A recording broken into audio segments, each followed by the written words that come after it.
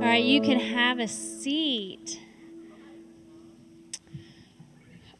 Well, if you were here last week, I think I told you that this week we were going to be talking about prayer, but we are not going to be talking about prayer. So, I know, shocking.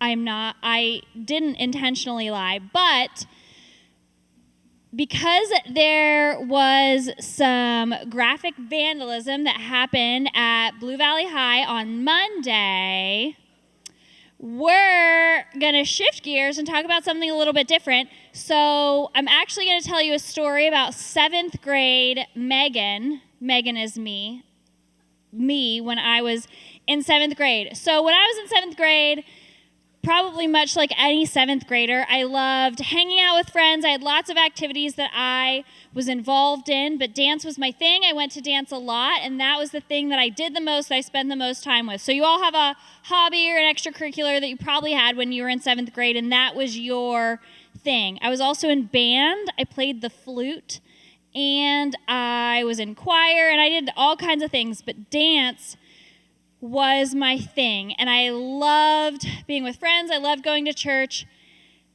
and I knew at that time in my life, like I just felt safe, right? I had stuff in my life that was difficult, like you always have issues with friends at some point, but overall I had just like a feeling of safety in my life. I would go to school and I felt safe at home. Just overall, a trending theme for 7th grade Megan is that I felt safe. I felt safe, though, especially at school. I had friends. My teachers were okay. Like, I didn't love school, but it was a place where I knew that it was safe. So in the spring of that year, in the spring of my 7th grade year, this was like January or February, there was a student in my grade who wrote a hit list of 10 names on the bathroom stall. And the date was like a week or 2 weeks away. Like they wrote the 10 names. They wrote that it was a hit list. I don't remember all the things that they wrote, but it was not great. And so that was the first time that I actually really remember being scared to go to school. So when this happened, it was not too long after 9/11 had happened. So 9/11 happened in that September, and this was January, February, March, April. It was April time, and it was 3 years after a pretty high-profile school shooting, Columbine. So people were freaking out, and teachers were scared, administrators were scared, and we, as students, were really scared. It was just chaos in our school when that hit list was found and more information started coming out about it. So all of a sudden, a place that had felt really safe to me, that I knew I could walk in and have teachers who cared about me and friends and people that I knew like that it was a safe place, it all of a sudden just didn't feel safe anymore. Now, it wasn't a student who found the hit list of names, which is super great, because we actually never knew who was on that list. A teacher found it, and the bathroom got closed off really, really quickly, and nobody ever saw who was on that list of names. We have an idea of who wrote it because there were 3 students who got expelled after that. But we didn't get a lot of information. So for 2 weeks after that, we entered the building through metal detectors. There were undercover FBI agents that walked around our school. And it took every morning almost 2.5 hours to physically get into the building because we were waiting in these really long lines to get through the metal detectors and then have them search our bags to make sure that this person who'd written this hit list was not going to act on it. So like I said, we had undercover FBI walking through the school at all hours that students were in the building. And on that day of the incident, I remember that's what they kept calling it, the incident, was supposed to happen, hardly anyone went to school, as you can imagine, except My parents made me go to school. They said, Megan, this is going to be the safest day of the whole year. The FBI agents are there, the police are there, you have metal detectors, you have to go to school. You have to learn. Your job is to learn. Has anyone had their parents tell you that? Like, your job is learning right now. And I was like, I don't feel like today my job is learning. I'd like to stay home, please. So that day, there were 4 of us in 7th grade. We had like 320 students in our 7th grade class, and there were 4 of us. There were only substitute teachers, and they just condensed us all into one class. So like we had, between the 2 7th grade classes, probably 14 teachers, and there were like 2 that were with us for the whole day, because who wants to go to school on that day? It's just kind of terrifying. And so we were there for the whole day. We watched movies and ate popcorn and just pretended like everything was normal and nothing was happening. And it was terrifying that whole day. Ultimately, nothing happened. It was words that were written on the wall. We don't know exactly what the words said. We don't know what the names were. But it created fear. And all of a sudden, this place that was safe was no longer safe. In my life, I have had the privilege where most places I walk into are safe places. I don't have to be worried if I am going to be welcomed because of something about me. I am cisgendered and hetero and white, female, Christian. Like, I am like the basic white girl. So I'm going to be welcomed pretty much anywhere I go. And all of a sudden, my safe space wasn't safe. But for a lot of people in our world and a lot of people in our community, the places that we might think are safe are not safe for some of the people who are in our lives. If there was hate speech written on a wall somewhere, it's probably not going to be directed at me.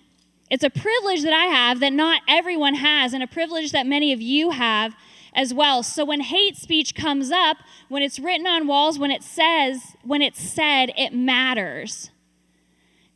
Even if it doesn't seem like it matters to you or it doesn't impact you directly, it matters. And it has an impact. Because for many of our friends and our neighbors and people in our community, there are going to be people who walk into spaces where they're not sure if they're welcomed and they're not sure if they're safe, whether it's because of their skin or their gender identity, their sexual orientation, or their religious belief. I cannot begin to imagine what it would be like to go to somewhere every day, especially a place like school that's supposed to be safe, and be unsure if I'm actually going to be safe because of something about who I am. But what I know is that when I knew that school was unsafe, I felt physically sick. I did not want to go to school. I was nauseous. I begged to stay home. And I can't imagine having to do that every day. James is who we're going to talk about a little bit tonight. And in the book of James, which is one of my all-time favorite books, it talks about the power of our words.